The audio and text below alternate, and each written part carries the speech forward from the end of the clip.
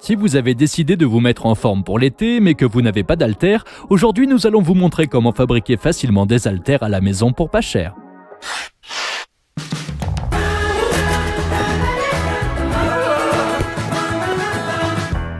Tout d'abord, nous avons besoin de 2 bouteilles en plastique et d'un manche à balai en bois ou de toute autre perche qui pourrait se glisser dans le goulot de votre bouteille.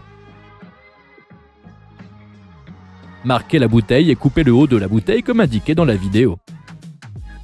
Coupez le fond de la bouteille le long de l'étiquette tout autour. Voici ce que tu devras obtenir. Collez-les ensemble avec une bande de scotch et placez une bande de scotch sur la première pour bien fixer les bouteilles par sécurité. C'est même plus joli. Fais la même chose avec l'autre bouteille et tu finiras par avoir ces 2 bouteilles en forme de grenade.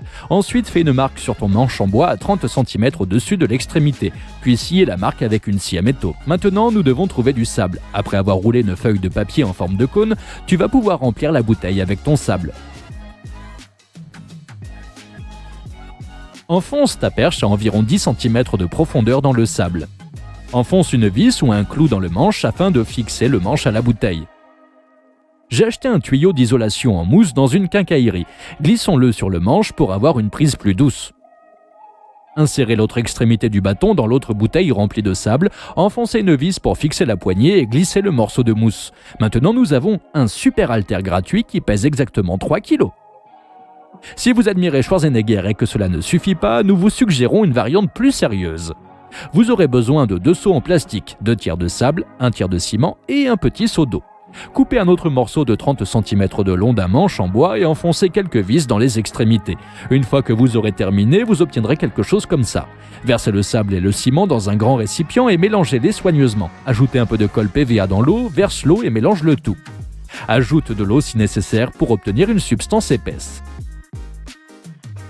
Remplissez ensuite un petit seau en plastique avec la substance, débarrassez-vous de l'excès d'air emprisonné dans la substance et enfoncez le manche dedans.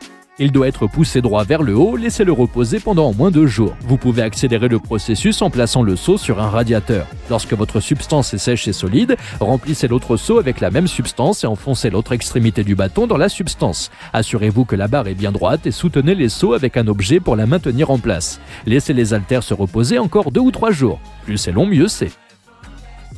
Une fois qu'elles se sont solidifiées, retirez les seaux avec précaution. Nous les coupons avec un couteau chauffé. Malgré le fait que les haltères ont l'air assez solides, ils sont encore très fragiles et gagneront leur solidité dans environ 1 mois. Il faut maintenant arrondir tous les angles avec une feuille de papier de verre. Ensuite, dissous de la colle dans un peu d'eau et badigeonne toute la surface de l'haltère avec la substance que tu as obtenue. Cette couverture protectrice empêchera l'haltère de se désagréger et ralentira le processus d'évaporation de l'humidité qui est essentiel pour le processus de durcissement du ciment. Vous pouvez déjà utiliser des haltères dans cet état. Nous avons décidé de les envelopper dans du ruban adhésif en vinyle et du scotch afin de renforcer les haltères. Voici un bel instrument d'athlétisme qui pèse 5 kg. Ce sera suffisant pour la plupart d'entre vous.